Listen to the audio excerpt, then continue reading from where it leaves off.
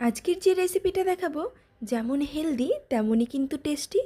আর যা বৃষ্টি শুরু হয়েছে বাইরে, এইরকম বৃষ্টির দিনে এরকম এক বাটি যদি পাওয়া যায় কিন্তু মন্দ হয় না। চলো তাহলে কি করে বানালাম সেটাই তোমাদের সঙ্গে শেয়ার করছি। কড়াটা বসিয়ে দিয়েছি, কড়াটা খুব ভালো গরম করে 1 চামচ মতো তেল দিয়ে দিলাম। এখানে চাইলে বাটার ইউজ করতে পারো, বাটারটা দিলে বেশি ভালো হয়, তাই বাটারটা ইউজ করবে। দিয়ে দিলাম রসুন কুচি, পেঁয়াজ কুচি, হালকা নাড়াচাড়া করে ব্রাউন কালার আসতেই দিয়ে দিলাম গ্রেট করা আদা। এখানে আদা কুচিও অ্যাড করতে পারো। ভালো করে আবারও সব কিছু ভেজে নিয়ে এবার গাজর কেটে রেখেছিলাম গোল গোল করে, সেই গাজরটাই কিন্তু দিয়ে দিলাম। এখানে চাইলে গাজর কুচি কুচি করে কেটেও দিতে পারো, আবার অন্য শেপে কাটলেও পারো, তবে গোল গোল করে কেটেছিলাম, এটাও কিন্তু দেখতে খারাপ লাগছিল না।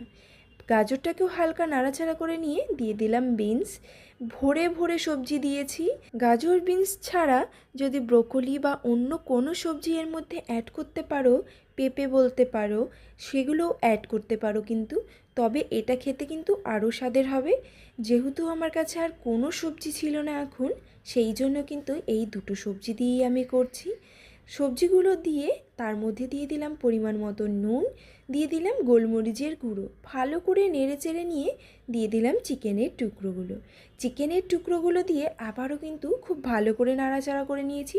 চিকেনগুলো হালকা ভাজা হয়েছে, তারপর দিয়ে দিয়েছি পরিমাণ মতো জল।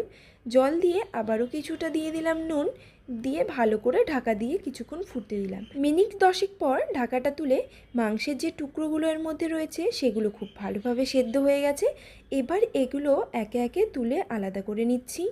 আর গাজর বিনস সেদ্ধ হয়েছে কিনা সেটাও কিন্তু খুব ভালো করে দেখে নেবে। যদি সেদ্ধ না হয় আবারও ঢাকা দিয়ে আরও 5 মিনিট বয়েল করতে পারো। তবে এখানে গাজর বিনস খুব ভালো সেদ্ধ হয়ে গেছে। এবার মাংসর টুকরোগুলো ছোট ছোট টুকরো করে নিলাম, বা কাঁটা চামচ দিয়ে ছিঁড়িয়ে নিতে পারো। এবার ওই মাংসর টুকরোগুলো একে একে সব এর মধ্যে দিয়ে দিলাম।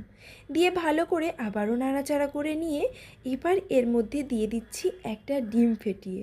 যারা ডিম খেতে চাও না তারা ডিম নাও অ্যাড করতে পারো, তবে ডিম দিলে কিন্তু এটা আরও ভালো হয়ে যায়। দেখো ডিমটা দেওয়ার পর কালারটাও কিন্তু চেঞ্জ হয়ে আসে, আর এটা দেখতেও কিন্তু আরও সুন্দর লাগে। এইবার এটাকে আরেকটু ঠিক করার জন্য ছোট চামচের 1 চামচ কর্নফ্লাওয়ার দিয়ে এটাকে ভালো করে গুলে এর মধ্যে দিয়ে দিলাম, যাতে এটা একটু ঠিক হয়। তবে বলবো কর্নফ্লাওয়ার বেশি না অ্যাড করলেই ভালো, যেহেতু ঘরোয়া খাবার সেই জন্য কিন্তু আমার অত থিকনেসের কোনো দরকার নেই, সেই জন্য কিন্তু নামমাত্র আমি দিয়েছি। তো আজকের এই স্যুপ একদম রেডি। কেমন লাগলো আজকের রেসিপিটা অবশ্যই কিন্তু কমেন্টে জানিও। ভালো লাগলে লাইক করো, শেয়ার করো আর সাবস্ক্রাইব করো। যারা ফেসবুক পেজ থেকে দেখছো তারা অবশ্যই ফলো করবে। আর এই বৃষ্টির দিনে গরম গরম এক বাটি স্যুপ বানিয়ে তোমরাও ট্রাই করে দেখো কেমন লাগে। টাটা, চলে আসবো আবারও নতুন একটা রেসিপি নিয়ে।